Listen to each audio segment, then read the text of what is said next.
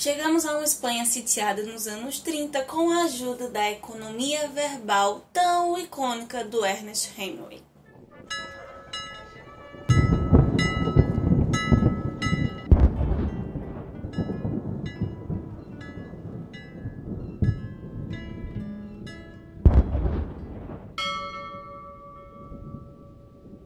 O que temos para hoje, Sanchos e Dulcineias? Eu sou a Larissa Bertolino, você está no canal Uma Garota Quixotesca, onde nós tratamos de literatura partindo do Don Quixote, saindo então de todas as temáticas, propostas, situações, gêneros que esse texto apresenta, e mais especificamente você se encontra no primeiro episódio da nossa terceira jornada de leitura conjunta de 2022, que é o Por Quem os Sinos Dobram, do Ernest Hemingway. Esta semana nós estivemos lendo dos capítulos 1º ao 5º e hoje eu te apresento então um pouquinho das minhas impressões sobre os primeiros acontecimentos desse texto. Nessa semana conhecemos os primeiros personagens, entendemos um pouquinho só do objetivo central do protagonista, recebemos também dele e de outros personagens algumas projeções de conflitos, de problemas que podem estar por vir. Cada pessoinha que ia aparecendo por aqui, acho que ficou muito a ideia de olhar pra cara desse personagem e perguntar qual é a sua. Conhecemos o Robert Jordan, como ele será ali chamado pelos espanhóis, é Roberto, o Sr. Anselmo, que vai introduzi-lo no âmbito da resistência na Espanha. De resumo, também conhecemos o Pablo, a Maria, a Pilar, o Rafael e o Agustín. Eu demorei um pouco a entender, acho que ficou um pouco confuso talvez na minha concentração no momento, como essa relação política do Roberto, ok, ele é republicano, mas chegou um momento depois que ele fala muito do general soviético, pensam que ele é comunista, talvez ela seja melhor desenrolada lá na frente. Mas se tem algo que ficou bem claro agora é que Roberto é um protótipo de pensamento universal, cosmopolita, que inspira a juventude, reflete inovação, enquanto que o Pablo é o reflexo da localidade, do íntimo, do pensamento fechado, muito enraizado ao passado, à restauração do passado. Isso é interessante de ver numa obra que trata tanto de questões políticas, ainda que eles estejam aparentemente no recorte político daquela época, do mesmo lado das ideologias, digamos assim, eles têm pensamentos próprios e eles têm visões de mundo muito particulares. O modo como o Hemingway está tratando essas divergências entre eles está sendo muito interessante e provocadora, se nós pensarmos que parte desse cenário de tensão aqui está bastante refletido na nossa atualidade. Ele vai falar um pouco do Goals, o nome de Homem Estranho, o seu antigo chefe, que veio antes na função que ele está ali hoje. Eu acho que a figura desses dois personagens foi que me deixou um pouco confusa sobre essas ideias do Roberto, que de certa forma, sim, eles foram importantes para a formação, para a constituição da função do Roberto, do papel que ele desempenha, mas também enquanto indivíduo, treinar esse homem para ser inteligente e extremamente racional. Essa figura de um estrangeiro, né, de um americano, pautado, né, embasado em alguém que seja aparentemente também americano, o seu antigo personagem, mas o Goals parece ser soviético, né? Ele diz como general soviético, e se intensificou a ideia do Pablo de vê-lo enquanto uma ameaça, né? Pelo simples fato de ser estrangeiro, essa tensão entre a localidade cosmopolita, ainda que eles tenham os mesmos ideais de liberdade republicanos, que é algo que vai influenciar bastante também o modernismo. Tensão entre o local e o cosmopolita, entre o autóctone e o universal, em várias literaturas, em várias formas artísticas, né? Não apenas no Hemingway. Um outro contraste e com atenção bem menor que o Hemingway parece nos apresentar são as questões de tristeza, de melancolia, né? Essa percepção que o Robert tem em relação à tristeza, à decepção, à frustração que está ali se iniciando com Pablo, e a tristeza do Casting, né, do seu ex-tutor. Como são problemas aparentemente diferentes, com motivos diferentes, que vão levar a intensidades de sofrimento, de dor diferentes, mas que ainda assim tem muito em comum sobre esse ser humano frustrado no processo de conquista dos seus ideais, das suas utopias. Uma cena que me incomodou um pouquinho foi o embaraço entre o Jordan e a Maria. Aquele momento de enrubescimento, de vergonha no primeiro contato, até aí ok. ok, mas parece-me que vai construir um romance ali, uma história de afetos. E vamos lembrar que a gente já sabe que esse livro aqui se passa em 3 dias, então fica muito forçado, muito intenso, muito a la Romeu e Julieta. Não gostei. Quebrou um pouco o meu ritmo de leitura nesse momento. Por outro lado, ponto que eu gostei bastante, que me chamou muito a atenção, essa prepotência, de certo modo, um pouco velada, mas esse modo como Robert tem um pouco de prepotência, subestima aquele grupo, né? A surpresa que ele tem quando ele descobre lá a metralhadora automática, a Lewis, com as iguarias ali da alimentação, né? Não sei se vocês perceberam isso. Esse convite para ele baixar a bolinha um pouco.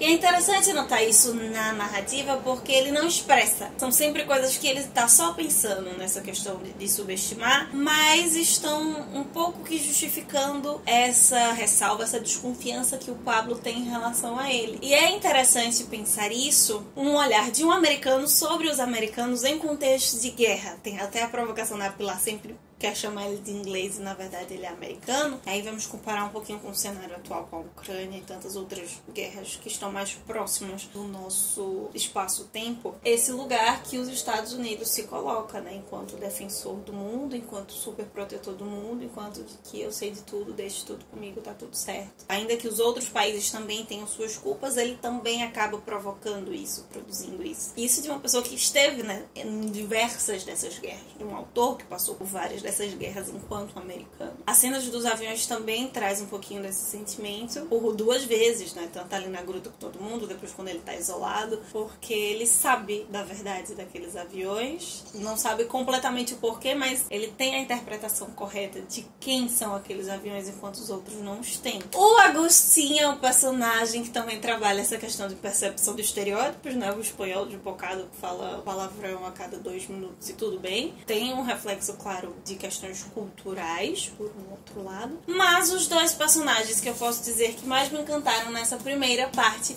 foram o Anselmo e a Pilar. O Anselmo, na verdade, é quase que um humanista, né? Ele acaba se encaixando muito bem, ainda por não ser, ainda sendo um analfabeto, mas ele acaba sendo esse senhorzinho reflexo dos grandes filósofos da Espanha, né? Essa filosofia tão própria, tão singular, muito mais atrelada à arte do que a um pensamento científico, metodológico, muito mais relacionada à metafísica do que a um positivismo, como o Unamuno, como Ortega y Gasset, como o próprio Sêneca, se a gente for retomar bem lá atrás e dividir os filósofos latinos em regiões mesmo geográficas. Achei o protótipo mais interessante de todos, o seu Anselmo, porque os outros ainda são muito caricaturados, né? E ele não. Pra mim, ele passou essa percepção sem estar dentro das forminhas de esse é o típico espanhol. E é o mais típico de todos, talvez pelo seu modo de pensar, de refletir a realidade. Trecho nessa conversa, parágrafo inteiro, que ele basicamente, vamos pensar aqui, não só o personagem em si, mas o Hemingway como um contexto anterior, né? Essa conversa que o Anselmo vai ter com o Roberto é quase que um resumo da banalidade do mal da Hannah Arendt.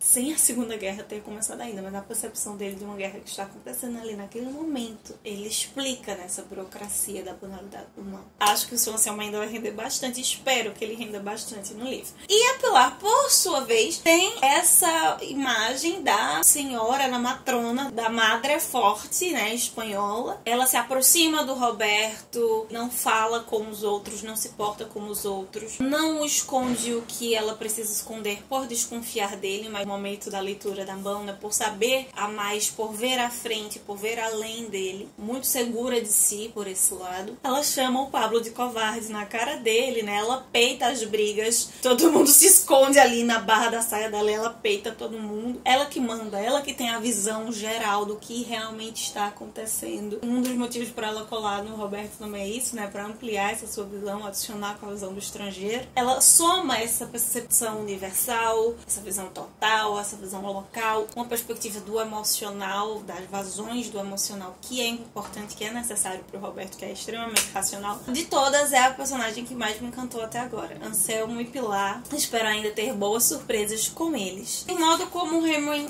encerrou esse capítulo 5, que acaba encerrando essa parte dessa semana, já foi bem simbólico também, né? Aquele momento do Pablo fechadinho, quietinho, conversando com cavalo, mas sem saber que o Roberto está ouvindo, mas o Roberto não ouve, só nós, leitores, podemos ouvi-lo. Muito simbólico, né? Esse lugar de fala, de escuta nesse ambiente, que já estava em crise, o Roberto veio intensificar as crises, ou fazer com que elas se fechem, né? Que elas se revelem como tais, elas já estavam ali, só não estavam sendo percebidas. Na verdade, é um sentimento não do cenário do livro, mas um sentimento daquela época. Essas tensões, a Guerra Civil representou essa transição, essas tensões que se concentraram ali na Primeira Guerra e explodiram na Segunda. Então é isso, meus queridos cavaleiros andantes. Esses são os nossos comentários sobre a primeira parte, os 5 primeiros capítulos de Por Quem os Sinos Dobram. Eu já te disse que os meus foram Apular e o Anselmo, mas me conta aqui embaixo quais personagens te chamaram mais, te cativaram mais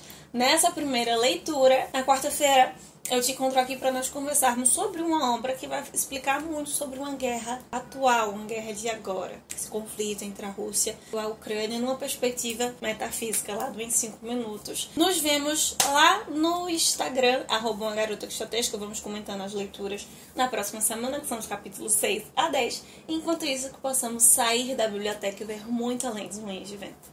Valeu!